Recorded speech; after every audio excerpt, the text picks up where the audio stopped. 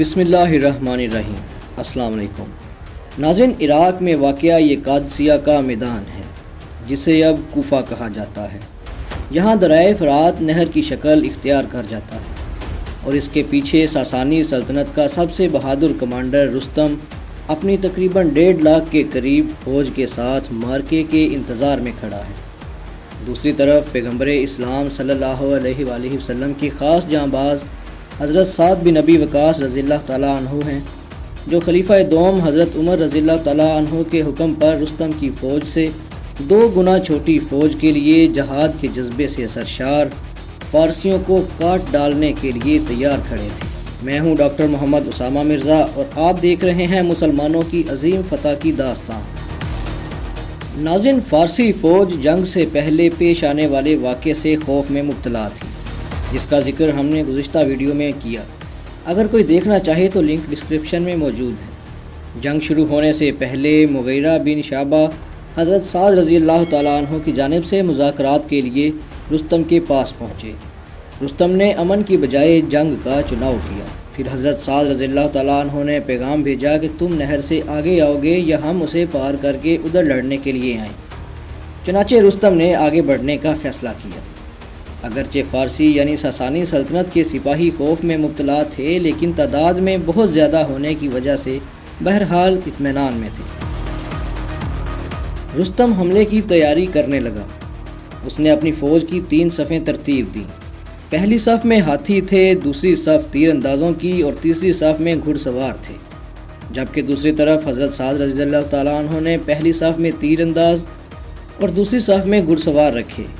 میدان سج چکا تھا۔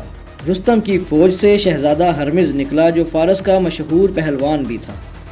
اس نے غرور بھرے لہجے میں مسلمانوں کو للکارا تو غالب بن عبداللہ آگے بڑھے اور اسے مار مار کے ہلکان کر دیا۔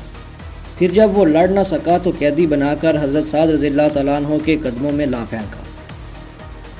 اس کے بعد ایک اور فارسی پہلوان میدان میں نکلا، جس کا مقابلہ کرنے کے لیے جناب عاصم نکلے۔ پہلوان نے جب کوئی وار چلتا نہ دیکھا تو گھوڑے پر سوار ہو کر واپس بھاگ نکلا، لیکن عاصم فوراً اس کے پیچھے بھاگ گئے اور اس کی فوج کے ہراول دستے کے بالکل قریب پہنچ کر اس کے گھوڑے کی دم کو پکڑ لیا۔ پھر اسے زبردستی اپنے آگے بٹھایا اور ہزاروں کی فوج کے سامنے اسے لے اڑے۔ مختصر یہ کہ جنگ شروع ہونے سے پہلے ہی رستم کے 4 مشہور ترین کمانڈرز یا تو مارے گئے یا قیدی بنا لیے گئے۔ پھر رستم نے بائیں حصے کو مسلمانوں کے دائیں حصے پر حملہ کرنے کے لیے حکم دیا۔ چونکہ مسلمانوں کے پاس ہاتھی نہیں تھے تو شدید نقصان پہنچا۔ بنو اسد کے تیر انداز پیچھے ہٹنے لگے تو بنو کندا کے گھڑ سواروں نے ہاتھیوں کو پیچھے دھکیلنے میں مدد کی۔ اس طرح پہلا دن تقریباً 500 شہادتوں اور کئی زخمیوں کے ساتھ ختم ہوا۔ ناظرین، حضرت سعد رضی اللہ تعالیٰ عنہ بذات خود جنگ شروع ہونے سے پہلے ہی بیمار تھے، لیکن پوری فہم و فراست سے چالیں چل رہے تھے۔ دوسرے دن رستم نے دائیں اور درمیانی حصے کو مسلمانوں پر حملہ کرنے بھیجا، لیکن آج ہاتھی آگے نہیں بڑھے تھے۔